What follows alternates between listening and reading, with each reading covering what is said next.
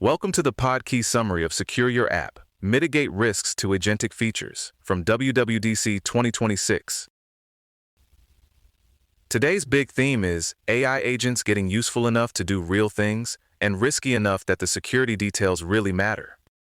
The core problem is surprisingly simple. If a model can read private stuff, absorb untrusted stuff, and then go do stuff in the world, you've got a pretty serious attack surface. So the interesting part here is how you shrink that risk with practical guardrails like confirmations, redaction, and a very healthy suspicion of anything the model didn't get from a trusted source. Indirect prompt injection is one of those phrases that sounds abstract until you picture it hiding inside something ordinary, like a calendar event. The user thinks the agent is checking their schedule, but tucked into that event is extra text meant for the model, telling it to do something the user never asked for. That can show up as data poisoning, where a basically legitimate action gets its details swapped out, like sending a message to an attacker instead of the intended person. Or it can be action poisoning, where the model gets pushed into calling a completely different tool, like opening some malicious URL. Once the agent can take actions with side effects, this stops being a weird prompt engineering parlor trick and turns into a path to data leaks, stolen money, or control over connected devices. A really useful way to think about the danger is Simon Willison's Lethal Trifecta. The highest risk setup is when an agent can access private data, consume untrusted content, and communicate externally. If all three are present at once, you should treat that feature like a critical security surface, because an attacker only needs one good opening. The example here is a flow like organize a tea party, where the agent reads your calendar, posts to a public feed, and orders tea. Helpful? Sure. Also a very efficient way to combine sensitive input, attacker-controlled context, and real-world actions in one cheerful little workflow. One of the easiest mistakes is assuming untrusted content only means random web pages. In practice, it's anything coming from outside the app's trusted boundary, including calendar entries or friend feed posts that someone else can craft. And there's a sneaky second layer to this. Even the output of a tool can become untrusted once you feed it back into the next prompt. So if something like a public feed tool posts and then fetches content, that returned content can carry malicious instructions right back into the agent loop. That feedback loop is where systems get weird fast, because the model starts treating polluted output as fresh context. It also helps to sort tools by the kind of damage they can do. An order T tool sounds harmless until you remember it can charge the user's account. So the risk there is financial. A post and fetch public feed tool is more of a data exfiltration problem because it gives the model a channel to publish sensitive information in public. Delete photo is the classic data loss risk.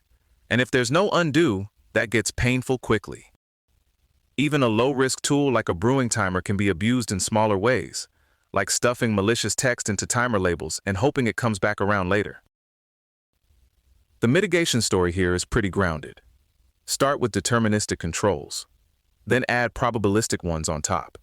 Deterministic protections are things like redacting personally identifiable information before it ever reaches the model, or requiring explicit user confirmation before a risky tool runs. Those are easier to audit, easier to test, and a lot easier to trust because they don't depend on the model behaving perfectly. Probabilistic mitigations still matter, but they're softer. That's where you highlight untrusted content or wrap it in delimiters and hope the model consistently treats it as suspicious. Useful? Yes. Guaranteed? No. So the advice is basically, let the model help, but don't make it your only security guard. There are a couple of lifecycle hooks that make these guardrails practical.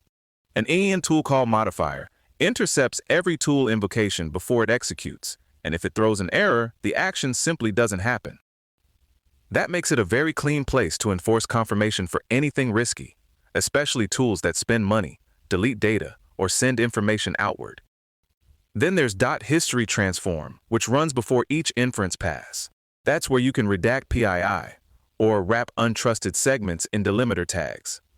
So the model gets a stronger signal that this content should be treated carefully, And if those transformations need to persist across turns, a @session property can hold on to that state instead of making each pass start from scratch. Another important layer is the system's own risk-based confirmation flow for app intents.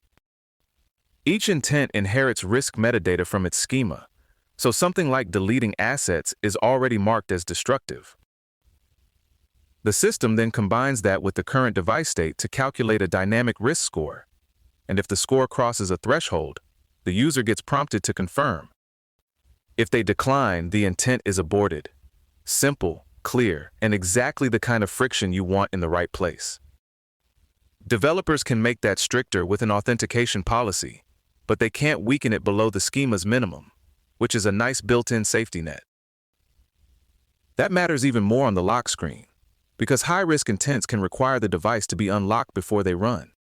So a destructive action like deleting photos can't be triggered through Siri on a locked phone by somebody standing nearby and feeling ambitious.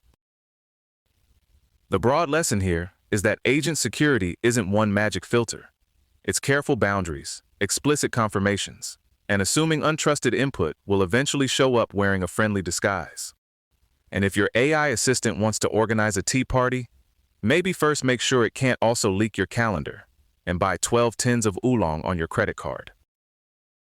This episode was generated by Podkey. Create your own at podkey.fm.